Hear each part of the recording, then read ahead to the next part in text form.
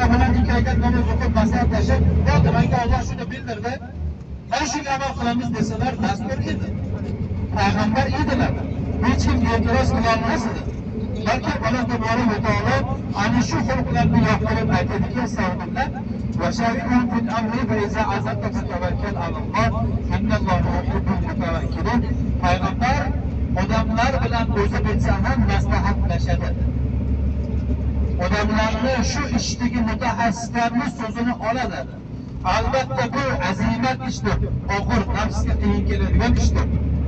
Bilgan odam, bilmagan odamlar yoki o'ziga o'xshagan bilgan odamlar bilan maslahatlashishga to'g'ri yo'l bermas ekanda, shuning uchun Alloh tabolak va taolo azimat ish deydi. Bu ishdir. Albatta shunday qilsa, sababiyatini to'g'ri bajaradigan bo'lsa, bu tavakkul Robbimiz xohlagan tavakkuldir. Albatta Alloh tabolak va taolo mana shunday sabablarni to'g'ri keltirib tavakkul qilganlarni yaxshi ko'radi, sevadi deb oyat tugaydi. Payg'ambar alayhisolatu vassalom aynan shu Xandaq deb nomlanadigan, ya'ni Ahzob deb nomlanadigan bu ahzobni bo'lishidan avval sahobalarga maslahat so'ra boshladi. 10 ming askar kelayotgan. Madinaning ichida qolib jang qilaylikmi? Madinadan tashqariga chiqib istirma qo'yib turib, ularni kutib olaylikmi dedilar. Kimlardan so'radi? O paytda Hamza roziyallohu anhu, Umar roziyallohu anhu bor mashhur qo'mondonlar, jangni biladigan, hiylani biladigan shaxslar bor edi. Va shu paytda Salmon Farsi roziyallohu anhu yangi iymonga kelgan davlat. Salmon Farsi roziyallohu anhu dedilar-ki, "Ya Rasululloh, agar ruxsat bersangiz bir so'zim bor edi. Alloh tabolak va taolo jang strategiyasini, uslubini oyat bilan sizga tushunmagan bo'lsa, bizni yurtlarimizda, ya'ni Eron diyori, Erondan edilar shu. Eron diyorlarida bo'lib o'tadigan jang uslubini aytsam dedi. Payg'ambar alayhisalom aytdilar: "Biz Madinadan 5 yoki 7 kilometr tashqariga chiqaylik va odamlar tushsa chiqolmaydigan darajada chuqur qaziydik. Eng chopadigan chuqur qot deymiz bizda. Ularga chiqqanimizda erkana bilamiz. Tekis chopadigani bor, tez chopadigani bor. Ularni olganda cho'kadigan yon boshlab yuradi. Eng chuqur sportda shug'ullanadigan, qo'llanadigan, jangda qo'llanadigan odamlar sakraganda o'tolmaydigan kenglikda chuqur qaziydik. Ana shu chuqur qazish bilan ularni biz mag'lub qilamiz, o'tolmay bir necha kun qamal qilishadi va oxirlariga qaytib kelishadi." Bu gap Payg'ambar alayhisalomga yoqdi va Xandaq qazish boshladi. Araslarning Xandaqni bir qatida qazishgan. Xandaqning uzunligi 7,5 kilometr bo'lgan. Bu joylarni biror yerda mana ko'ryapsiz, bizni yurtimizdagidek halol yo'q. Agar joy yo'q. Yana qazishgan joyni hozir ortdan o'tamiz ko'rasalar, hech mana shunaqangi yo'llar bo'lgan emas edi. Balki tog' yo'l bag'ridagi joyni qazishgan edi. 7,5 kilometr joyni qazishdi. 10 ming askar bilan Makka ahli keldi. Hech qo'ydimi? Yo'q. Nima qilishdi? Nima qilib bo'lsa ham o'rtamizda bo'ldi. Bizda dahanaki jang dedi. Dahanaki jang degani ikkita, uchta polvonlar maydonga chiqadi, shu bilan jang qiladi. Mana shunday jang qilish. Ya'ni guruhda bilan butun kelgan askar bilan jang qilinmaganda dahanaki jang dedi.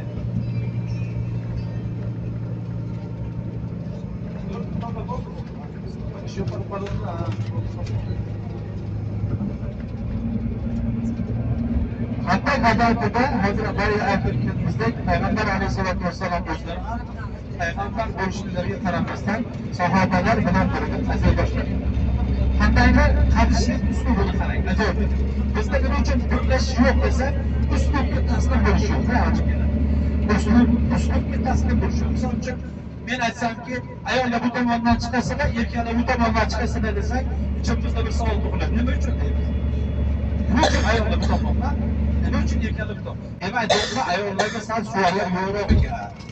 Shuncha ayollarni ajratdilar deydi. Hozirda deydigan adam. Endi Payg'ambar alayhissalom nima qilgan desa, 20 metrdan joy. Sahobalarni to'ppa-to'ppa sahobalarga bo'ldi. Kim shu joyni qilib olsa, haqqiga duo qildi. Ana rag'batlantirish. Ana uslubda odamlarni qanday qilib mexanizm ishlab chiqarib, odamlardan foydalanish yo'q. Din quloq bo'lmagan, dindagi amal qilgan odamlarni ongi ham quloq bo'lmagan. Balki o'sha strategiya, ana shu tizim tuzuklar bizda aytsak tuzuk hozir ham kerak bo'lyapti. Xuddi shunday qilib Payg'ambar alayhissalatu vassalomdan qanday g'azablaridagi bu qo'llanayotgan ish amalga osha boshladi. Va bundan bir mashhur voqeani eslab o'tishdan chorasiz bo'lamiz. Hammamiz uchun ibrat. Jabir ibn Abdullah roziyallohu anhuning oilalarida bo'lgan ish. Jabir roziyallohu anhu bu kishi Abdullah ibn Jabirning o'g'li. Abdullah roziyallohu anhu yoshli keksa Yahudiylardan ancha qarz bo'lib vafot etgan. Jabir ibn Abdullah roziyallohu anhu esa bir eriga tegib qaytgan juvon ayolga qo'yilgan 5 ta singillarini ana shu ayollari bilan turmushga bergan jasoratli sahobalardan biri. Jabir roziyallohu anhuni esingizda qolsin, hozirgi aytgan ayolimizni, ya'ni turmush ko'rgan ayol deganimizdagi so'zni e'tibor qilmaysizlar. Oxiri bo'larkanda ayollar bir marta turmush ko'rsa, hayot sadoqidan ancha tarbiyalanib, bunlarning birida Jabir roziyallohu anhu Payg'ambar alayhisolatu vassalom ochligini ko'rdilar. Sahobalar kelishadi, ya Rasululloh, yigit birortasi yo'qligida qorilarga bog'lagan toshni ko'rsatishardi. Sahobalarning aksarlarida qorilarda bittadan tosh bog'lab olishardi. Nima uchun desak, agar qorin och bo'lsa, qorin oshqozon va qorin qizishi boshlaydi. Shu qiziqni issiqligini tosh oladi deydilar. Ana shunday qilib Payg'ambar alayhisolomga kelishganda, Payg'ambar alayhisolatu vassalom qorinlariga hamma bitta bog'lagan bo'lsa, shu ikkita tosh bog'lab oladi. Chunki ulardan da ko'ra ochroq edilar. Lekin shunday bo'lsa-da, kishilarni o'qilib ko'rsatmas, Alloh taoloning yo'qligini shifoyat qilmas. Shuni bilgan Jabir roziyallohu anhu uylariga keldilarda, ayollarga aytdilar, uyda yegulik nima bor? Ozgina arpa bor, arpa un bor va bitta uloqchamiz bor. Ana shu uloqchani so'yaylik dedilar ayollari va arpani uniga xamir qilaylik deb Rasululloh va eng yaqin 4 ta oshnalari bilan kelib qorin to'g'izib ketsinlar degan taklif qildi ayollar.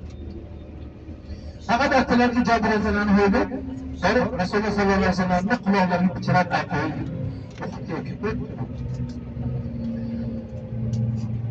Quloqlarga pichirab ayting dedi. Payg'ambar alayhisolatu vasallamning kelib quloqlariga, ya Rasululloh, to'rtta eng yaqin oshnangiz, ya'ni do'stingiz bilan bizni uyda mehmon bo'lsalar, biz shundan mamnun bo'lardik desalar, Payg'ambar alayhisolam nima dedilar?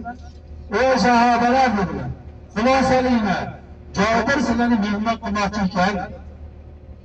Handakda qanchalar qatnashgan deb o'ylaysizlar? 1000 ta odam qatnashdi. Jabir roziyallohu anhuning uylariga qilishib o'tirilsa 10 ta odam sig'adi. 10 ta odam. Shunaqa kichkina hujrada yashagan.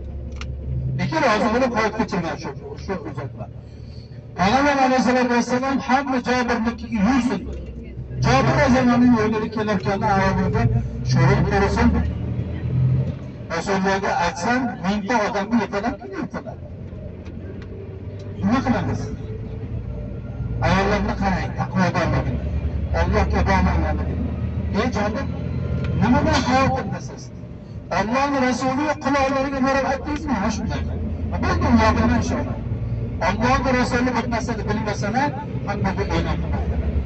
Alloh Rasuliga so'raydi. Endi nima qildilar? Haqiqatan Payg'ambar alayhisalom nima qildilar? O'ylari kelish bilan xotiningizga ayting, damlangan ovqat. Ya'ni uloqchani so'rganda ovqat qilingan nima-ku? Qo'yilmasinlar va tandirdan uzilgan nonni bir joyga qo'yilgan. Shu nonni qo'ydirmas. Men hammalariga o'zim beraman. O'nta sahobalar kelishgan ekan, non va orasida go'sht berdilar. Payg'ambar alayhisalom o'zlari qo'llari bilan nonni orasida ochib, go'sht bergan. Allohga qasam dedi Jabir roziyallohu anhu. 1000 ta odam kelib taomdan chiqib ketdi. kirib bizga biror narsa qoldimi deb xavotirlanib shunday ochib bilaman, hech bir narsa kelmaydi. Biror nuqta kelmaydi. Menga voy bo'lsin dedilar, o'zlariga o'zlari aytadi. Menga voy bo'lsin, maydonat bo'lsinki, nimaga ham ochishdi? Chunki agar ochmay qo'lini tiqib qolganida edi, qiyomatgacha shu tugamas edi. Ana shu mo'jizalar bizga barakot yetarli.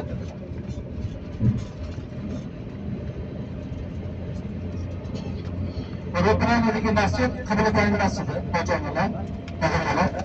Qiblatayn masjidi nima uchun Qiblatayn bo'ldi? Bu joyda qibla Baytul Maqdis, ya'ni Masjidul Aqsodan Ka'ba tomonga burilgan. Payg'ambar alayhissalatu vassalam Ummu Bishr ismli ayolni kasal deb qisqaroq qilgan o'rtamiz, kasal edilar. Ummu Bishr bu zot shunday ayol edilarki, Payg'ambar alayhissalatu vassalamga erlar bilan xizmat qilgan dinga. Va Payg'ambar alayhissalatu vassalam bu kishi erlaridan shunaqa mamnun bo'lgandilarki, u kishi Bara ibn Ma'rur ismli erlari bor edi. Bara ibn Ma'rur Ka'ba muazzamaga bo'lgan muhabbatlaridan Madina Munawvaraga kelganda ham Ka'ba qibla emas edi. Aytdiga 1 yil 3 oy, bir rivoyatda 1 yil 7 oygacha Baytul Maqdisga qarab namoz o'qilar edi. Yahudiylar bitta ayt qidirardiki, shu Muhammadni diniga ajoyibmanki, o'zi musulmonchilik da'vat qiladi, lekin qiblasi bizni qiblamiz dedi.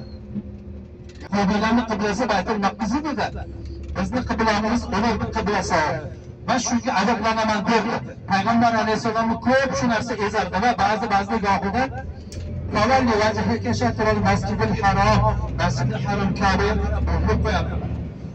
Gohida esa osmonga qarab, yuzlarini burib, "Qaniydi Alloh taolo meni qiblamni o'zgartirib Ka'ba qilib bersa" dedilar.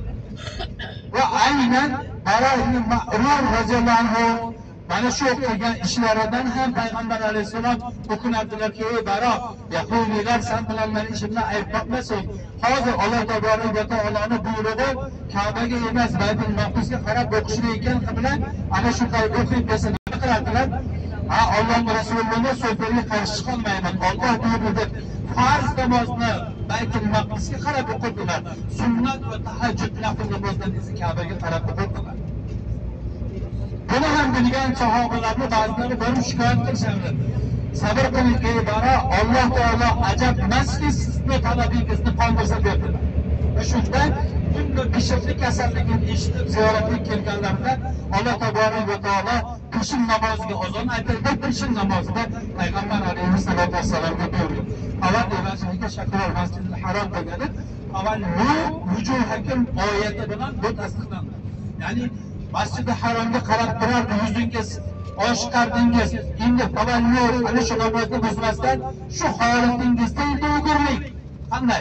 Mana Falastinlik buni oldida Payg'ambar alayhisalom. Payg'ambar alayhisalom nima qildilar? Sahobalar qarab namoz o'qiyapti, 2 rakat farz o'qiyapti. Endi sizlar u yoqqa o'g'irlikni demadilar. Sahobalar shu qadar faqih bo'ldi. Endi dedilar Payg'ambar alayhisalom shunday safni butalaga o'tdi. Payg'ambar alayhisalomgagina ruxsat bo'ldi, imomgagina qavmni orqa tomoniga o'tib olishdi. O'tdilar, sahobalar shunday buralib olishdi. Buralib olishgan tomonlari katta. Hozir ham bu Qiblatayn masjidining bir tomoni Baytul Maqdisga qarab turibdi, bir tomoni Ka'baga. Baytul Maqdisga qaragan ramziy mehrobi hali ham buzilmaydi. Bu nima bisharobatidan desa, bitta narsani tushunadi hozirgilar ojonalar. Birgina kasalni Alloh roziligi uchun ko'rishni sharobat. Va u kasal hamki yerlari Ka'bani oshiqib, sog'inib, Payg'ambar alayhisalomning birgina gaplariga haq bo'ladi labbaydi itoat qilib o'tgan sahobadan, oilalaridan xabar olganlarning sababından Alloh tabaraka va taolo shunga muvofiq qilib qo'ydi. Ularning tilaklarini aynan o'sha Ummu Bishrning bo'ylari hozirgi Qiblatayn masjidida o'rdi, Ummu Bishrning bo'ylarida mana shu hodisani Alloh taolo ro'yobga chiqardi. Qiyomatgachayin yoziladigan savobga bularni mustahil haqli qilib. Demak, biz nima olamiz bundan? Foyda shuki, hojilar, hojonalar, agar biz Alloh uchun qudammi, akammi, ukammi, otammi, yaqinimmi, nima ko'rganlik uchun qo'lini borib demasdan, Alloh roziligi uchun bo'ladigan bo'lsak, ularning yuzi, daftari, kim meni ko'rgani kelmay qo'yadi degan qo'rquvda emas, Alloh va Rasululloh buyrug'iga itoat qilgan niyatida bo'lgan bo'lsa, shunday esda qoladigan ajrlar, savoblarga, sadaqa joriyalarga Alloh taolo tahlil qilib qo'yadi. Albatta o'rnidan joyimiz, vazifalar ajrlar, o'qib tavba tushamiz, mujohid bo'lgan musulmon bo'ladilar.